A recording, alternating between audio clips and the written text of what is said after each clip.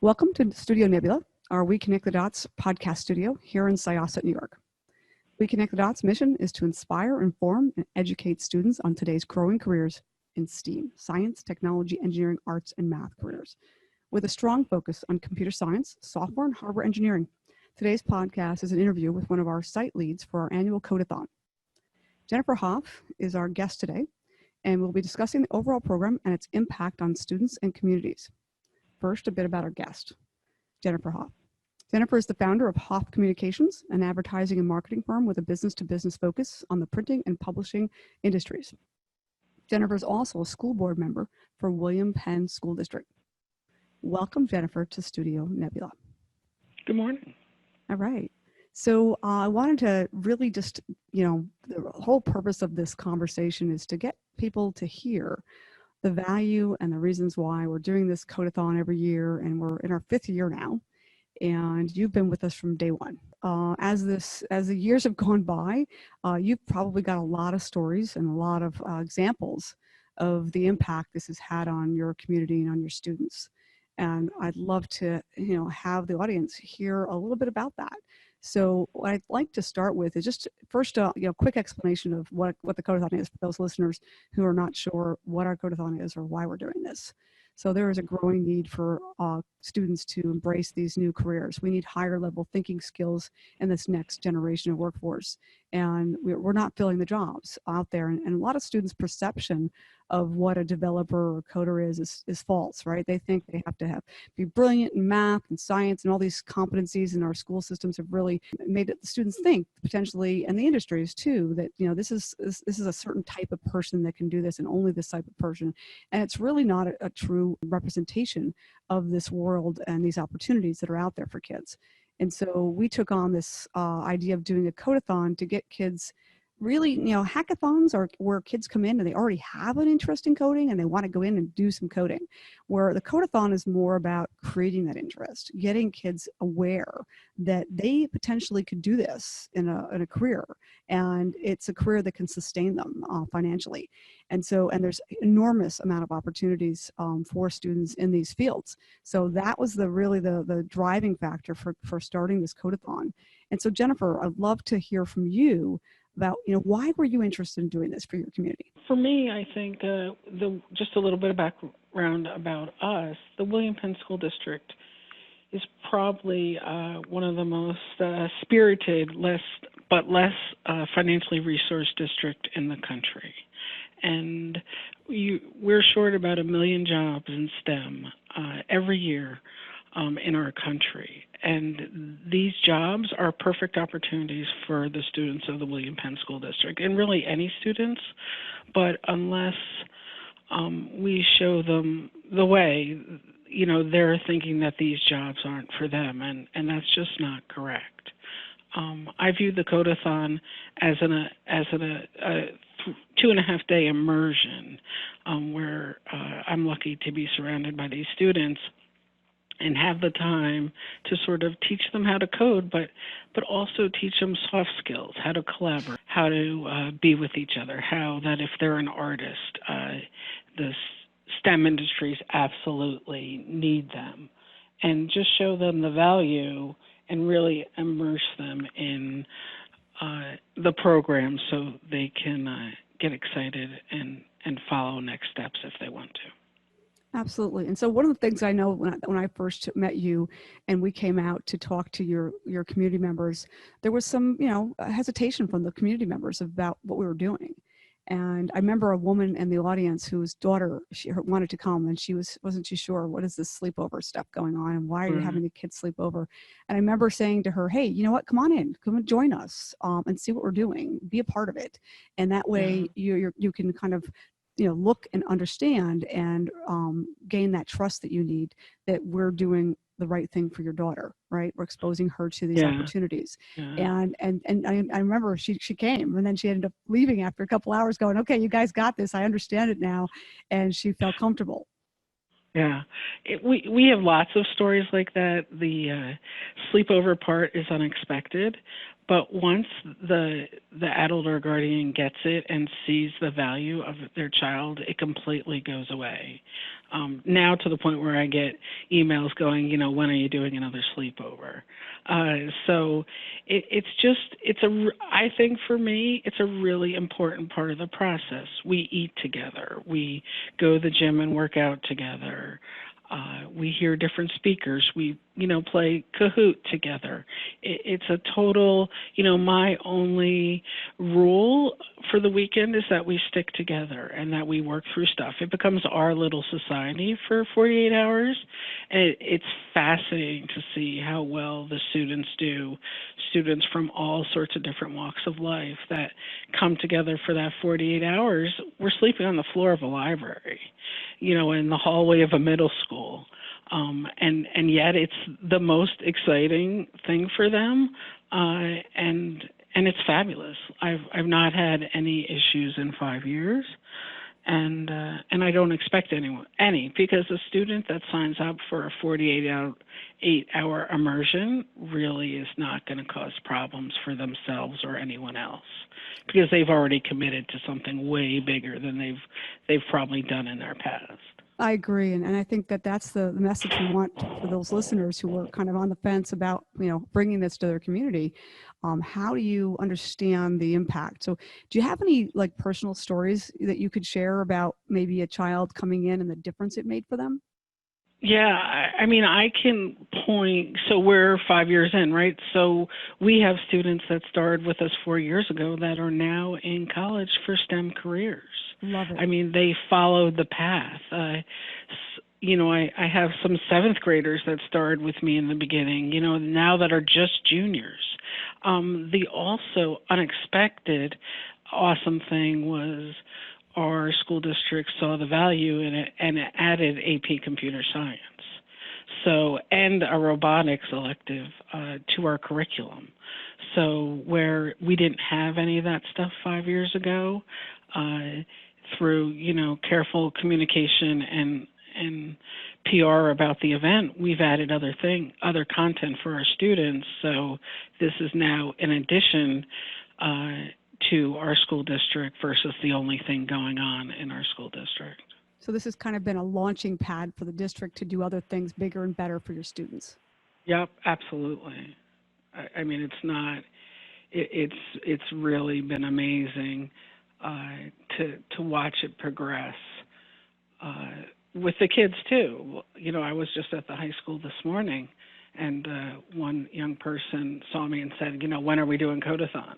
And I was like, look out for an email in the next couple of days. So they know it, and they know, to ask and see what's going on for themselves. And I have to say, registration opened, and one of the things I noticed is the first student to register was a Darby kid. So it was great to see. The PA team is already in the lead for students registering, so it's great. So they're excited about it. They have something to look forward to each year, and it's an opportunity for them to continue to grow each year. And to be mentors for other students too. Right. Any stories around what you've seen from a community impact and perception from community members? So they're just excited. They know that we were amongst the first to be, in the program, and we're almost never the first at anything due to, financial issues. And this really didn't cost us much to get up and rolling, and they're just proud of what we're doing. The middle school that I use got a new principal this summer, and one of the first things he did was call me in and said, tell me about this. I hear about this, that you use the school and some of our students participate, but tell me about it. So there's a real excitement that we're doing something that, a very limited amount of people are participating in. Yeah. And so what do you see from the camaraderie from the students when they're there at the event, and how they interact differently, I guess, from the typical school environment? Yeah, it's just a night and day difference, because, I'm not a teacher, and I don't want to be a teacher. And my job is to facilitate them being great. and it's a whole different set of rules and expectations, right? You walk in the door, how much you get out of the program is really up to you.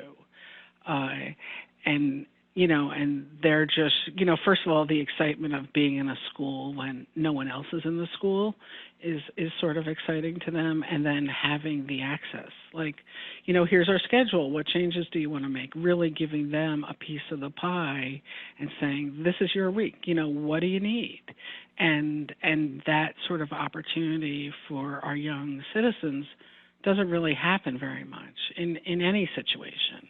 And they can, break into, subgroups. We'll choose the teams, but they'll break into subgroups. And again, it's a cross section of students that you don't ordinarily see with each other.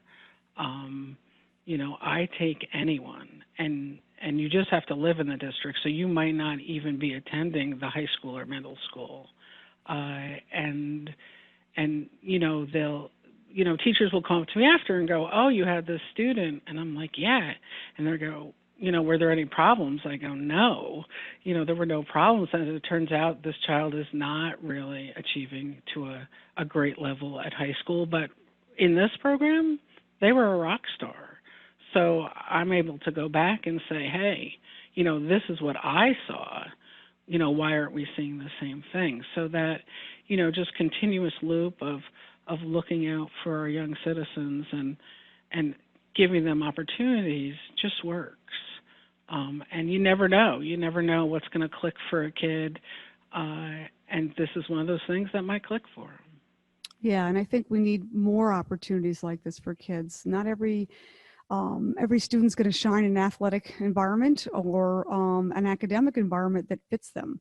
And what I love about this program is it's an academic environment, but it's different, and it's the expectations are, we want you to come and be open-minded to learn, and that's it. You don't have to bring anything else with you. We'll teach you the rest.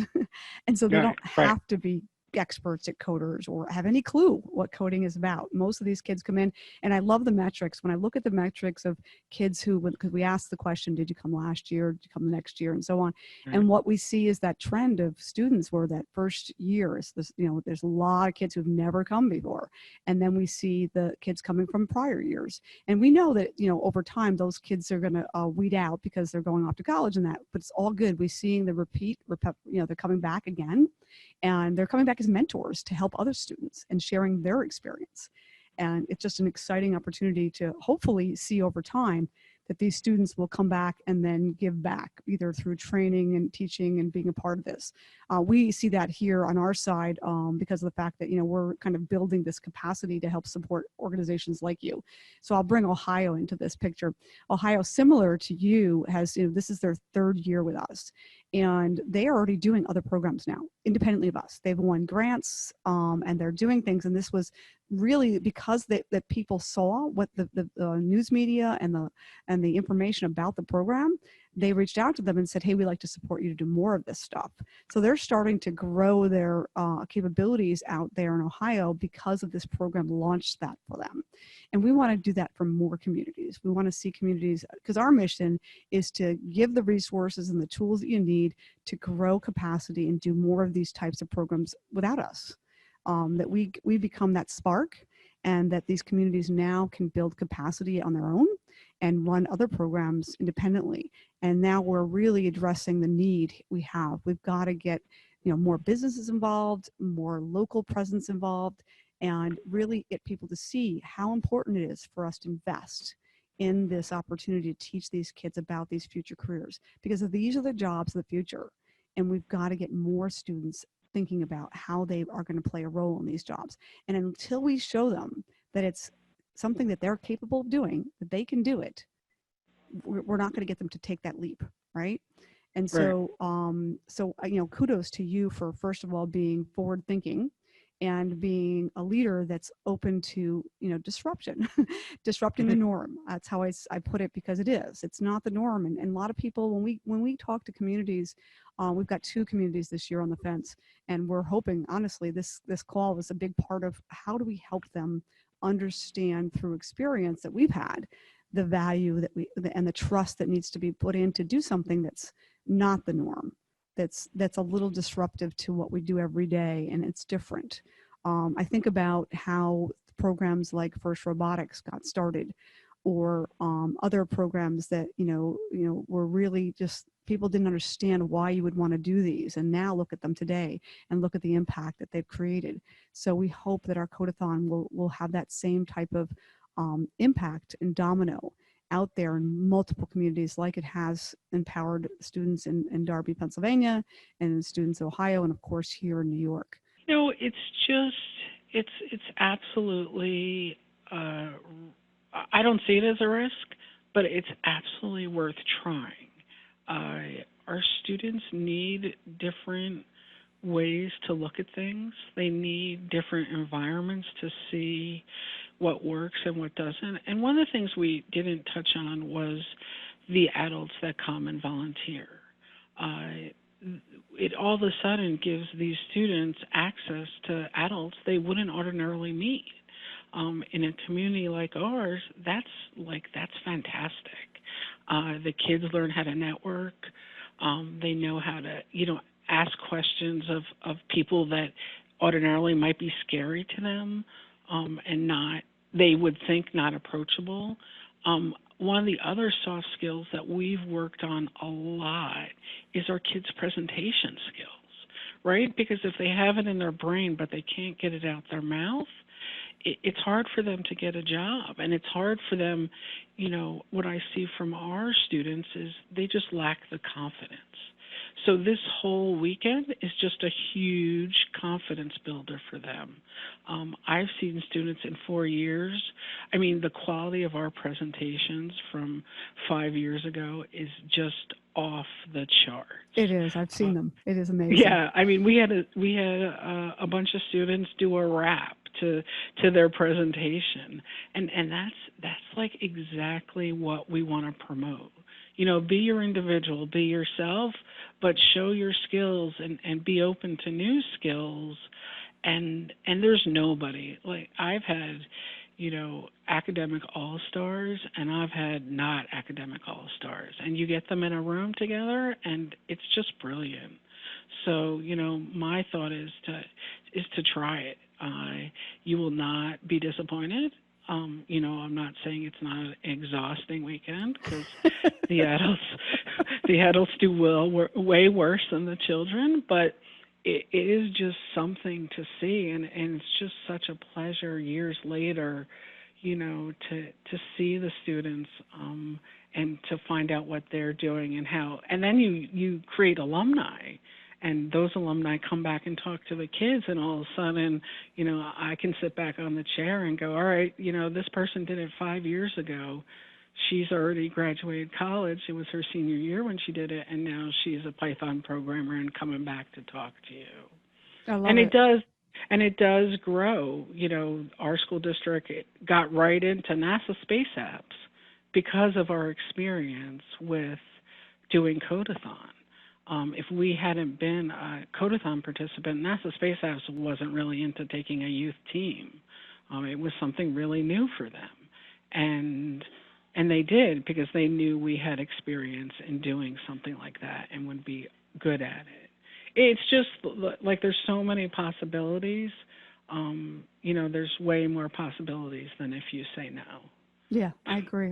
And it's having leaders out there who are willing to take that challenge, to take that risk for the benefit of students, right?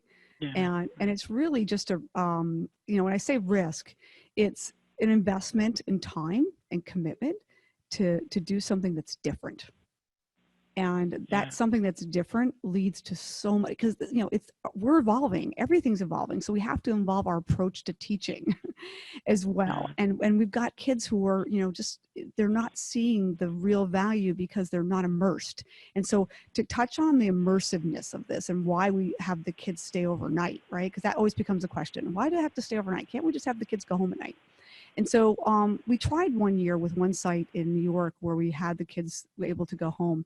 And what we found is because of the immersive nature of the program, on that Friday night, because you've done this 5 years or 4 years going into 5 years, and Right. you know what happens on that Friday night. It's a lot. They're getting set up, they're getting all their, getting to know each other. So it's new. And if they don't stick it out until Saturday, they can't, that tipping point doesn't happen. And so the risk is if you let somebody go home on Friday night, they're not coming back Saturday morning because they haven't had that opportunity to have that immersive tipping point that occurs.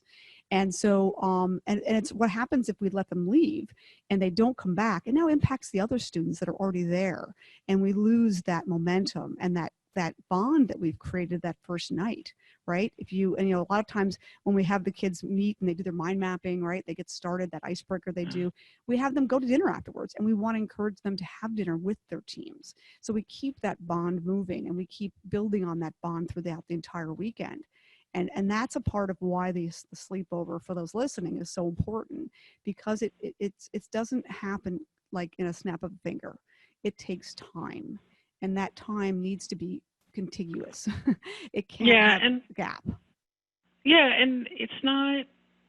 Once you get into it, it's just so beautiful to watch them develop other relationships, and it's all about the problem solving theme of the weekend, right?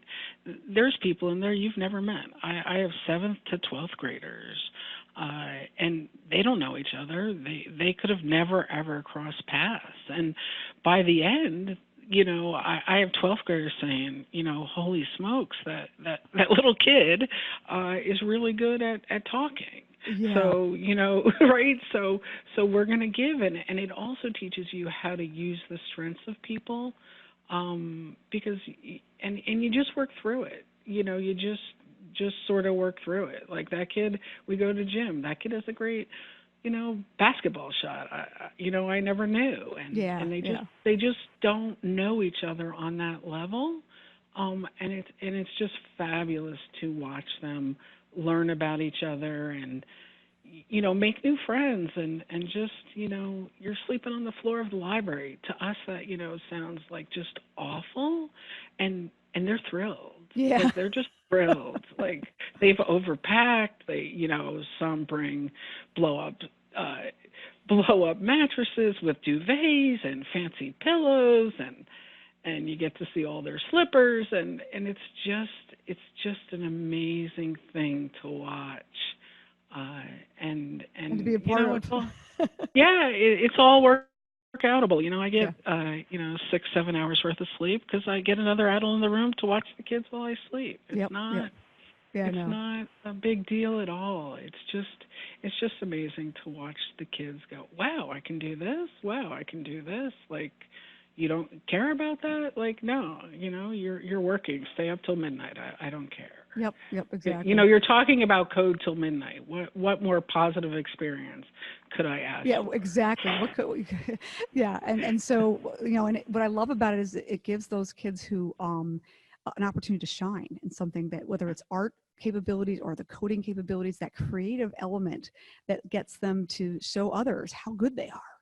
And what they're, that power of creativity with coding is just so amazing. And the touch on that student ages, because there's 13 to 18-year-olds, right? And people always say to me, well, why would you mix the kids in that age group? And what we find is that, in our teaching structure, we think about 100 years ago, our classrooms were one-room classrooms, and they were everybody, all different ages in the room. And then we went to this model of, okay, we're going to put all the 12-year-olds and all the 13-year-olds and all the 14-year-olds, all separate them, right? And what we find is that I just wish we'd go back to that one-room classroom and put kids in a room based on their capabilities, right? And let them really, because what happens is the kids who are older become these models of leaders for the younger, and the younger take their game up because they want to impress the older kids. And it becomes this whole dynamic going on in the room that, like you said, the older kids go, wow, that kid's really smart. I can't believe that kid's only in 9th grade. I'll hear comments like that, like, how old is that kid? And they'll be impressed by their capabilities. And this is an opportunity for them to show the older generation of kids how capable they are. And so that now when they're in the hall and they see each other next time, it's a different dynamic going on in the school itself. So it creates that community engagement and that realization that, wow, there's kids that I didn't know in this school district, and now I know so much better as a result of taking this program. So there's value all around. Yeah, it's just, and there's value, there's pride in the community. When we have the parents in on Sunday, they're just shocked. Like, that's my kid. Like, I just didn't know that my kid had it in them. Yeah. And and if there's any issues with that child anywhere else, I've never been told about them. Yep. And I deliberately don't learn about them because that kid gets a fresh start, and There's no bias. Yep. Right. There's no bias. There's nothing in the room. That there's something for everyone. Yeah. And again, their behavior is very different in this environment than you would expect in a typical learning environment. And a lot of that's to do because of the immersiveness, because of the fact that they're so engaged and so busy. There's no time for thinking anything else. They're not bored. Right. And so when you have boredom, you have problems, right? Right. So this is, the immersiveness is key here. Anything else you want to add? No, it's fun. Give it a try. Cool. The kids will love you for it. It's just something that they should have the opportunity to do. And it's only when adults show up that they get the opportunity to do it. Yeah. Love it. Yeah. All right. Thank you for your time, Jennifer. Appreciate it. Right. And I look forward to talking to you as we progress with our 2020 Code-A-Thon. All right. Have a great day. Bye. All right. Bye-bye.